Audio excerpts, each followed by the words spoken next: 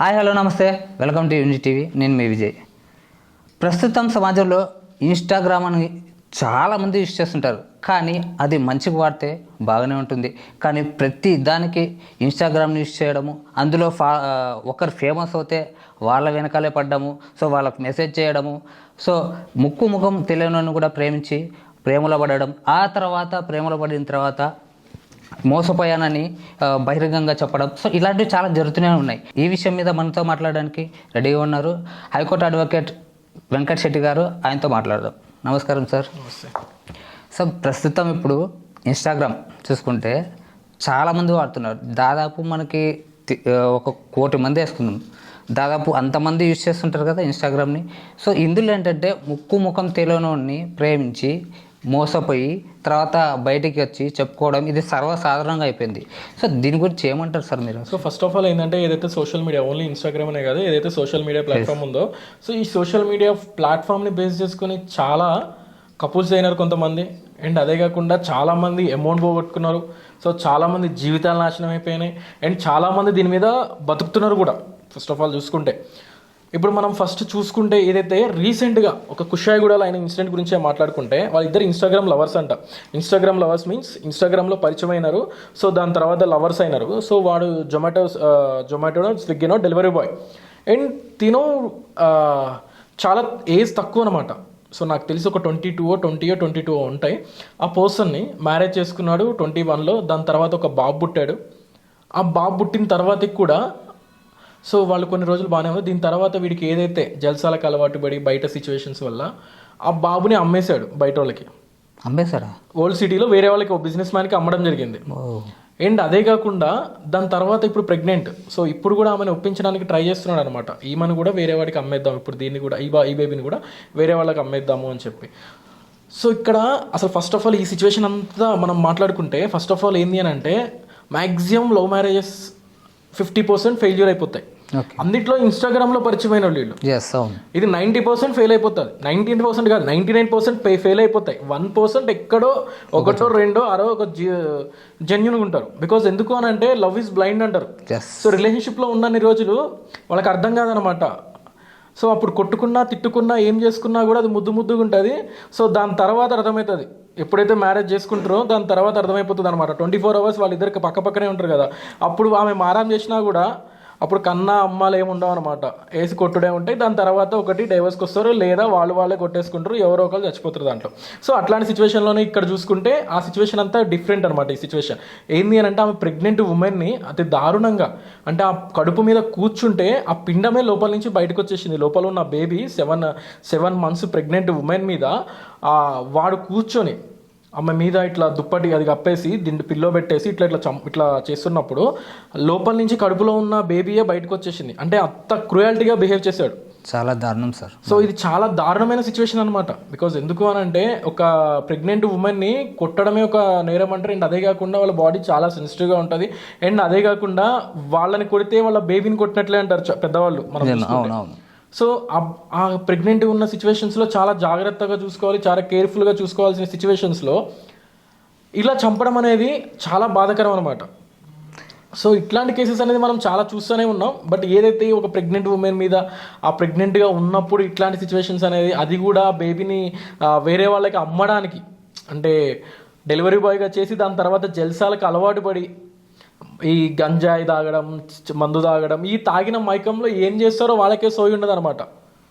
Right sir. ఇప్పుడు వీళ్ళకి ఎలా అంటే అవగాహన లేక ఇలా చేస్తారా ఏంటి అసలు? సో ఇక్కడ ఏంటి అని అంటే, అవగాహన లేకపోవడము అని అంటే, వాళ్ళ మెంటాలిటీ అనేది రిలేషన్షిప్లో ఉన్నప్పుడు అర్థం కాదు. ఇక్కడ ఏంటి అని అంటే 2 types ఉంటాయి రిలేషన్షిప్స్ బ్రేక్ అవ్వడానికి. రీజన్ ఏంటంటే 2 types ఉంటాయి అనమాట. ఫస్ట్ ఏంటి అని అంటే, ఒకటి వాళ్ళు మందుకి, అండ్ అదే కాకుండా బయట సిచ్యువేషన్స్కి, జల్సాలకి, అప్పులు పెరిగిపోయి ఇట్లాంటి సిచ్యువేషన్స్ వల్ల వాళ్ళు దేనికైనా ఎడిక్ట్ అయిపోవడం. ఆ ఎడిక్ట్ అయిన దాంట్లో నుంచి ఆ బయట ప్రెషర్ని ఇంట్లో పెట్టడం వల్ల వీళ్ళిద్దరు డివైడ్ అయిపోవడం. అండ్ సెకండ్ది వచ్చేసరికల్లా ఏంది అని అంటే, వాళ్ళ బిహేవియర్ క్రూయాలిటీగా ఉంటుంది, సైకోయిత్వం. నార్మల్గా ఒక పర్సన్కి ఎట్లుంటుంది అని అంటే, ఏదైతే సైకో బిహేవియర్ ఎట్లుంటుంది అని అంటే, ఏదైతే సెకండ్ది చెప్పా కదా, సెకండ్ దాంట్లో వాళ్ళకి ఏదైతే పొటెన్షియల్గా వాళ్ళు వీక్ ఉంటారో దాని తర్వాత ఆమెని అట్లా చేస్తారనమాట. బికాజ్ ఎందుకు అని అంటే, ఆమెకి ఆ ఫీలింగ్ ఉండకూడదు కంప్లీట్గా. రైట్. సో వీళ్ళు పొటెన్షియల్లీ వీక్ ఉంటారు కదా, అప్పుడు ఈమె గినకాల వీక్ చేస్తుంటే సో ఫ్యామిలీ టెన్షన్స్ వల్ల వాడు ఎప్పుడు దీన్ని ఈమెను వచ్చి కొడతాడో ఏమో అని చెప్పి ఆ భయంతోనే సో వేరే వాళ్ళతో మాట్లాడాలన్న ఫీలింగ్స్ మీద ఆమెకు చచ్చిపోతాయి. రైట్. సో ఇట్లాంటి సిచ్యువేషన్స్ కూడా చాలా ఉన్నాయన్నమాట. సో కంప్లీట్గా ఇట్లానే ఉంటుంది అని నేను చెప్పట్లేదు. సో ఇట్లాంటి సిచ్యువేషన్స్ కూడా ఉంటాయి. ఒక పర్సన్ క్రుయాలిటీగా బిహేవ్ చేశాడు అని అంటే డిఫరెంట్ టైప్స్లో ఆలోచించవచ్చు. ఒకటి, తనకి స్టార్టింగ్ నుంచి సైకో బిహేవియర్ ఉండాలి, లేదా తను పొటెన్షియల్లీ వీక్ అయి ఉండాలి. సో ఆ పొటెన్షియల్లీ వీక్ అవ్వడం వల్ల మళ్ళీ ఈమెకి ఏమైనా దారి తప్పుతుందేమో అని చెప్పి ఆమెను అనుమానంగా బిహేవ్ చేస్తారనమాట. రైట్. అంటే లైక్ సార్ ఇప్పుడు వాళ్ళ పేరెంట్స్ విషయానికి వస్తే ఇప్పుడు చాలామంది ఏంటంటే పేరెంట్స్కి తెలియకుండా చాట్ చేసుకోవడము, పేరెంట్స్కి తెలియకుండా కలవడము, సో ఇలా చాలామంది చేస్తుంటారు. సో ఒకవేళ వాళ్ళు పేరెంట్స్ ఏమన్నా తప్పు ఉండొచ్చా దీంట్లో? సో ఇట్లాంటి సిచ్యువేషన్ 100% పేరెంట్స్ చేస్తారు మిస్టేక్. సో నువ్వు ఎంత గారాభంగా అయినా పెంచు, ఎంత ముద్దుగా అయినా పెంచు, ఎంత ఘోరంగా అయినా పెంచదు. అంటే ఒక రిచ్ పర్సన్ ఎట్లుంటుంది, లేకపోతే మిడిల్ క్లాస్ వాళ్ళైనా నార్మల్ పర్సన్స్ అయినా కష్టపడేది ఎందుకు అని అంటే పిల్లగాళ్ళ కోసమే కష్టపడేది. సో వాళ్ళ సన్స్ కోసమైనా వాళ్ళ డాటర్స్ కోసమైనా కష్టపడేటప్పుడు వాళ్ళు మంచి దారిలో నడుస్తున్నారా లేదా అని కూడా చూడడం ఇంపార్టెంట్ అనమాట. ఒక పర్సన్ ఫోన్ పట్టుకున్నాడు అని అంటే ఆ ఫోన్ చెక్ చేయాలి. వాళ్ళు ప్రాపర్ వేలో నడుస్తున్నారా, ప్రాపర్ వేలో నడవట్లేదా, వాళ్ళు క్రోమ్ ఓపెన్ చేసి ఏం చూస్తున్నారు, ఇట్లాంటివి కూడా చూడాలన్నమాట. ఒక ఏజ్ వచ్చిన తర్వాత అంటే ఒక మెచ్యూర్డ్ మైండ్ వచ్చిన దాకా వాళ్ళకి ఫోన్ అనేది ఇవ్వకూడదు అనమాట. సో ప్రెసెంట్ ఉన్న జనరేషన్ సగం చెడిపోవడానికి మొబైలే సార్. మనం చూసుకుంటే 5th క్లాస్ వాళ్ళు కూడా ఫోన్లు వాడతారు, 6th క్లాస్ వాళ్ళు ఫోన్లు వాడతారు. చిన్న పిల్లగాళ్ళు కూడా ఆ ఫోన్లో ఏదైతే గేమ్స్కి ఎడిక్ట్ అయిపోయి కనీసం తినని వాళ్ళు కూడా ఉన్నారు. అంటే ఫుడ్ తినకుండా గేమ్స్కి ఎడిక్ట్ అయిపోయి మైండ్ గ్రోత్ అనేది తగ్గిపోతుంది అనమాట ఎక్కువ మొబైల్స్ వాడినా కూడా. ఎందుకు సార్ అంతెందుకు, మన పక్కింటి వాళ్ళు చాలామంది ఉంటారు పిల్లలు 2 years కూడా ఉంటుంది ఆ బాబుకి ఫోన్ ఇచ్చి పక్కన కూర్చోబెడతారు. సో రీసెంట్గా నా క్లయింట్ నాకు ఒకటి చెప్పాడు అనమాట. రీసెంట్గా నా దగ్గర ఒక క్లయింట్ వచ్చాడు. వాళ్ళ బాబంట ఎప్పుడు కార్టూన్ నెట్వర్క్లోనే కార్టూన్ నెట్వర్క్లో మూవీస్ చూస్తూ ఉంటాడంట. ఎప్పుడు మూవీస్ చూస్తూ ఏదైతే ఒక గ్లాస్ తీసుకొని దాంట్లో ఇసేస్తాడంట. సో ఆ ప్రభావం వీడి మీద పడిపోయింది, ఈ కొడుకు మీద పడిపోయింది, వీడి కొడుకు మీద పడింది. వీడు కూడా గ్లాస్ తీసుకొని ఇసిరేసిండు వీడి మీద. కార్టూన్ నెట్వర్క్ చూస్తూ ఏమని ఉంటే ఇసిరేస్తుండు, ఇట్లా ప్రతిదీ ఇసిరేస్తుండ అనమాట. ఆ సినిమా ప్రభావం అనేది ఆల్మోస్ట్ వీళ్ళ మీద పడిపోతుంది. ఎందుకు అని అంటే వాళ్ళకి మనం చెప్పాలి, పేరెంట్స్ అనేవాళ్ళు ప్రతిదీ గైడ్ చేయాలి. ఏది తప్పు, ఏది కరెక్ట్, ఏది రాంగ్ అనేది ఎవ్రీథింగ్ అనేది గైడ్ చేయాలి. ఇప్పుడు వాళ్ళు కంప్లీట్గా అరే వీడికి మొబైల్ ఇస్తే వాడు కాము కూర్చుంటాడు అని చెప్పి మొబైల్ ఇచ్చి కూర్చోబెట్టాం అనుకో, దాని తర్వాత నువ్వు చాలా బాధపడాల్సి వస్తుంది అనమాట. సో ఓన్లీ నేను ఇది 5th క్లాస్ వాళ్ళు, లేకపోతే చిన్న పిల్లలు కానీ 5th క్లాస్ వాళ్ళు కానీ మహా అంటే వాళ్ళు ఏం చేస్తారు సార్, కార్టూన్ నెట్వర్క్ చూస్తారు, పబ్జీలో గేమ్స్ ఆడతారు. సో అది ఒక టైప్ ఆఫ్ మూమెంట్ అది. సో ఇట్లాంటి సిచ్యువేషన్స్లో ఏంటంటే మైండ్ గ్రోత్ అవ్వదు, లేకపోతే ఫుడ్ తినకపోవడం, ఐసైట్ పెరగడం, లేకపోతే బ్రెయిన్ డెవలప్ కాకపోవడం, ఇట్లాంటి సిచ్యువేషన్స్ అవుతాయి. కానీ ఒక ఏజ్ వచ్చిన తర్వాత ఎందుకు అని అంటే మనకి సబ్జెక్ట్ వైజ్ చూసుకున్నా కానీ, లేకపోతే ఒక సర్కిల్లో కానీ చూసుకుంటే ఇవాళ రేపు చిన్న పిల్లలు కూడా లవర్స్ని మెయింటైన్ చేస్తున్నారు. సో మనకి ఏదైతే మన ఇండియన్ లా ప్రకారం అన్నీ అనేది బ్యాన్ చేయడం జరిగింది. ఎక్కడో చిన్న వెబ్సైట్లు ఉంటాయి. సో ఆ వెబ్సైట్లలో చూసి కూడా చాలామంది పిల్లగాళ్ళు పాడవడం జరిగింది. ఏదైతే ఈ ఫోన్ వీడియోస్ చూడడం కానీ, లేకపోతే ఏమన్నా వీడియోస్ చూడడం కానీ గూగుల్ ఓపెన్ చేసి, సో చిన్న పిల్లలే ఇట్లా చూసేసుకుంటున్నారు. సో ఆటోమేటిక్గా వాళ్ళ మైండ్ అనేది స్టడీ మీద కంటే బయట లొకాలిటీ మీద ఏదైతే పెంచుకుందాం, లేకపోతే గేమ్స్ మీద ఇంట్రెస్ట్ మీద కంటే వేరే యాక్టివిటీస్ మీద ఎక్కువైపోతుంది అనమాట. సో అప్పుడు ఆటోమేటిక్గా వాళ్ళు స్టడీ మీద కాన్సన్ట్రేషన్ చేయరు, వాళ్ళ మైండ్ డెవలప్మెంట్ అవ్వదు, వాళ్ళ మైండ్ డెవలప్మెంట్ మొత్తం నెగిటివిటీ మీద డెవలప్ అయిపోతుంది. ఒక పర్సన్ని చూసినా నెగిటివ్ అయిపోతారు. సో ప్రతి ఒక్క పేరెంట్స్కి నేను ఏం చెప్తానంటే, ఇన్స్టాగ్రామ్ అనేది కూడా అందరికీ అవసరం లేదు సార్. ఏదో బయట చూసి తెలియాలి అని అంటే ఒక పెద్దోళ్ళు ఉన్నారు, మన పేరెంట్స్ కానీ, లేకపోతే వాళ్ళు ఏంది ఖాళీకి కూర్చుంటారు, ఏం చేయాలో అర్థం కాక టైంపాస్కి ఏదో వాళ్ళకి యూట్యూబ్, ఇన్స్టాగ్రామ్ ఉందంటే ఆ షార్ట్స్, రీల్స్ చేసుకుంటూ కూర్చుంటారు. అంటే ఓకే, ఎవరైనా రీల్స్ చేస్తున్నారు అనుకోండి, వాళ్ళలో కల్చరల్ యాక్టివిటీ అనేది ఒక యాక్టివిటీ అనేది పెరుగుతుంది కాబట్టి రీల్స్లో ఎంకరేజ్ చేయడం ఓకే. వాళ్ళు రీల్స్ చేసినా లేకపోతే ఏమైనా యాక్టివిటీస్ చేసినా ఓకే. బట్ ఏదైతే ఒక ఇన్స్టాగ్రామ్లో మనం చూసుకుంటే కూడా ఇవాళ రేపు ఒక 10th క్లాస్ అమ్మాయి కానీ, లేకపోతే +1 +2 అమ్మాయిలు కానీ, అబ్బాయిలు కానీ ఒక మంచి అమ్మాయి దొరికిందంటే అరే పిట్ట బాగుందిరా అని చెప్పి మెసేజ్ చేస్తారు. అమ్మాయి అనుకో అమ్మాయినా అంతే ఉన్నారు ఇప్పుడు ఇవాళ రేపు, అరే ఈడు బాగుండు కదా అని చెప్పి మెసేజ్ చేస్తారు. జస్ట్ ఒకరు ఫేమ్ అయితే ఇంకా అయిపోయి వాడి వెనకాలే పడ్డాం ఇంకా అరే బాగున్నాడు మంచిగా ఉన్నాడు సో దొరకడేమో అన్నట్టు ఫీల్ అయిపోయి ఇంతకంటే మంచి వాడు దొరకడం ఇక్కడ అర్థం కావట్లేదు అనమాట. అవన్నీ ఎడిటింగ్ పోస్ట్ అని ఎవరికి అర్థం కాదు. అవన్నీ ఎడిటింగ్ పోస్టులు అని ఎవరికి అర్థం కాదు. ఇప్పుడు నార్మల్ గా చూసుకుంటే ఒక విలేజ్ పర్సన్స్ కానీ విలేజ్ తక్కువ చేయడం కాదు, ఒక విలేజ్ పర్సన్స్ కానీ వాళ్ళు ఒక సిటీకి రాగానే సిటీ కల్చర్ యాక్టివిటీ అయిపోయి ఎమ్మటే ఇన్స్టాగ్రామ్ పెట్టేసి ఆడికి ఈడికి వెళ్ళేసి ఫోటోలు పెడతారు. మంచి స్టైల్గా ఫోటోలు పెట్టగానే అరే ఇటు మస్తున్నాడు, అరే ఈ పోరి బాగుంది కదా అని చెప్పి వాళ్ళకి మెసేజ్ చేస్తారు.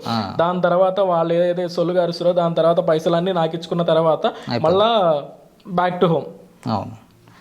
సో ఇలాంటి ఇష్యూ జరిగినప్పుడు లైక్ పేరెంట్స్ కానీ లేదంటే ఇప్పుడు గర్ల్స్ అనే కాదు బాయ్స్ కూడా అలా ఉన్నారు ఫ్రెండ్ అంటే లైక్ ప్రతి గర్ల్కి లైక్ కొట్టడము సో అమ్మాయికి రిక్వెస్ట్ పెట్టడము. మనం ఇవన్నీ ఎందుకు సార్? ఇప్పుడు మనం చూసుకుంటే ఇన్స్టాగ్రామ్లో చూసుకుంటే ఒక ప్రాపర్ కంటెంట్ ఉన్నదానికి లైక్ కొడతారా, ప్రాపర్ కంటెంట్ ఉన్నదానికి ఫాలో కొడతారా? ఓన్లీ అమ్మాయి బాగుందా, అమ్మాయి నడుము కనిపించిందా, అమ్మాయి ఏమైనా కనపడ్డాయా, ఎమ్మటే లైక్లు కొడతారు, కామెంట్లు పెడతారు, వాళ్ళకి మెసేజ్ చేస్తారు, మళ్ళీ రీల్ ని షేర్ కూడా చేస్తారు అనమాట. ఇంకో ఎక్స్ట్రా యాక్టివిటీ కూడా చేస్తారు ఎక్స్ట్రా మళ్ళీ దానికి కూడా.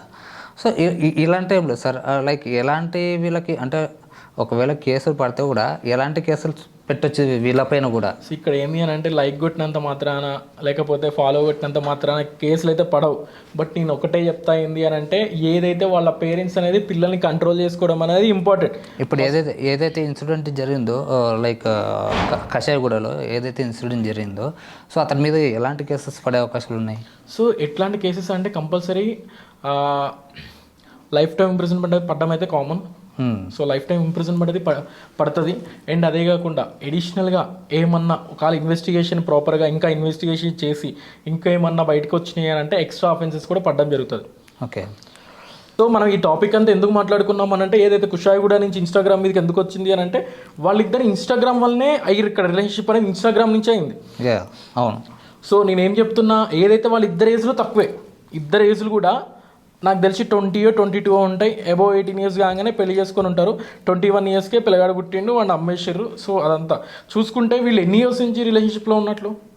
దాదాపు ఒక 5 years అంటే బిలో 18 years నుంచి రిలేషన్షిప్లో ఉన్నారు. అంటే ప్రాపర్గా ఇంట్లో వాళ్ళ లేకపోవడం వల్లనే కదా ఇదంతా. తెలియకుండా వీళ్ళు రిలేషన్షిప్లో ఉండి సో ఇదంతా నడిపించారు అన్నమాట.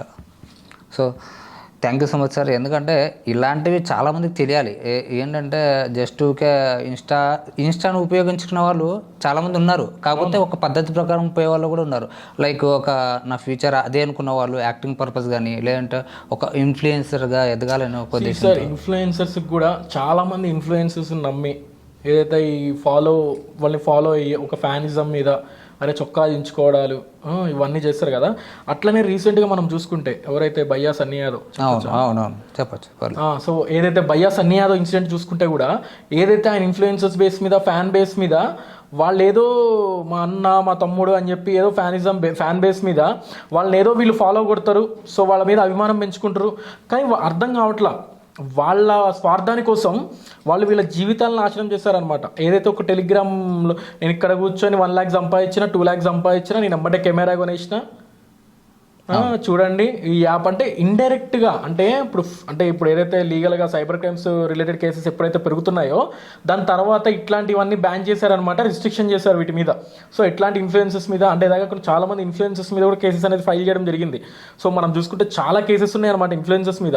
ఒక జూబ్లీ హిల్స్లో ఒక పర్సన్ని ఇంత అమౌంట్ పెడితే ఇంత వస్తుంది అని చెప్పి ఇట్లా చాలామంది ఇన్ఫ్లుయెన్సెస్ కూడా అట్లా ఆ కంపెనీని వాళ్ళు ఇన్ఫ్లుయెన్స్ చేయడం వల్ల అంటే ఆ కంపెనీని ప్రమోట్ చేయడం వల్ల కొన్ని కోట్లు ఆ కంపెనీలో ఇన్వెస్ట్మెంట్ పెట్టి చాలామంది మోసపోయారు. అండ్ హర్ష సాయి గురించే చూసుకుంటే సో ఇవన్నీ కామ్ డౌన్ అయిపోయినాయి. ఏదైతే చాలామంది బెట్టింగ్ యాప్స్కి ప్రమోషన్ చేయడం తగ్గించేశారు, ఆల్మోస్ట్ తగ్గించేశారు. ఇప్పుడు కొత్తగా భయ్యా సన్నీ యాదవ్ ఏం చేసిండనంటే నేను ఒక కెమెరా చూద్దాం అనుకుంటున్నా, నేను టూర్కి వెళ్ళిపోతున్నా, అడిగి ట్రిప్ వెళ్ళిపోతున్నా. ఎందుకంటే వీడు పైసలు సంపాదిస్తూనే ఉంటాడు, ట్రిప్పులకి వెళ్ళి పైసలు సంపాదిస్తూనే ఉంటాడు. ఏదైతే యూట్యూబర్ వ్యూస్ మీద అండ్ అదే కాకుండా వాళ్ళు ఎవరికైతే స్పాన్సర్ చేస్తారో వాళ్ళ బేస్ మీద అండ్ అదే కాకుండా ఏ కంపెనీకి అయితే ప్రమోట్ చేస్తారో ఆ కంపెనీ వాళ్ళు కూడా వీళ్ళకి అమౌంట్ ఇవ్వడం జరుగుతుంది. అండ్ అదే కాకుండా సైడ్ బిజినెస్ అనమాట. ఏదైతే ఇప్పుడు నేను ఇంత 2 lakhs సంపాదించినా ఇప్పుడే 2 lakhs నా కెమెరా కొనడానికి నాకు అమౌంట్ వచ్చినాయని ఇండైరెక్ట్గా ఆ బెట్టింగ్ యాప్కి ప్రమోషన్ చేశాడనమాట. సో ప్రమోషన్ చేశాడు. ఆ వీడియో అనేది రీసెంట్గా సజ్జనర్ గారు ట్వీట్ చేస్తూ స్వార్థాని కోసం ఇంత ఘోరంగా దిగజారుతారా అని చెప్పి ట్వీట్ చేయడం కూడా జరిగింది. అండ్ అదే కాకుండా ఆ వీడియో కూడా బాగా వైరల్ అయిపోతుంది. సో ఆ సిచ్యువేషన్ చూసుకుంటే ఈ ఇన్స్టాగ్రామ్లో పెట్టేసి ఆ టెలిగ్రామ్ యాప్లో ఓపెన్ చేసి మనం కనుక ఇన్వెస్ట్మెంట్ పెడితే ఆ ఇన్వెస్ట్మెంట్లో 10% ఈయనకు కూడా వెళ్తుంది. సో వీళ్ళు లాస్ అయిపోయి రోడ్డు మీద పడతారు. సో వాళ్ళ స్వార్థాని కోసం ఇన్ఫ్లుయెన్సర్స్ కూడా అందరు కూడా ప్రాపర్గా ఉంటారు సార్. కొంతమంది ఇన్ఫ్లుయెన్సర్స్ జెన్యూన్ అనేది జెన్యూనిటీ అనేది చెప్పేస్తారు. కొంతమంది ఏంటంటే ఓన్లీ స్వార్థాని కోసం ఓన్లీ ప్రొడక్ట్స్ని అండ్ అదే కాకుండా ఓన్లీ ఇట్లాంటి బెట్టింగ్ యాప్స్ని ఇట్లాంటి వాటిని ప్రమోట్ చేయడమే సరిపోతుంది అనమాట. వాళ్ళకి వేరేది ఏమి ఉండదు. సో అట్లా. సో నేనేమంటా అంటే ఏదైతే ఈ ఫ్యానిజం కానీ ఇవన్నీ మీరు చొక్కాయించుకొని మా అన్న మా తమ్ముడు అని అంటే మాత్రం వాళ్ళు ఏంటంటే వాళ్ళ స్వార్థానికి మిమ్మల్ని వాడుకొని రోడ్డు మీద వదిలేస్తారు, పిచ్చోళ్ళు అయిపోతారు అనమాట.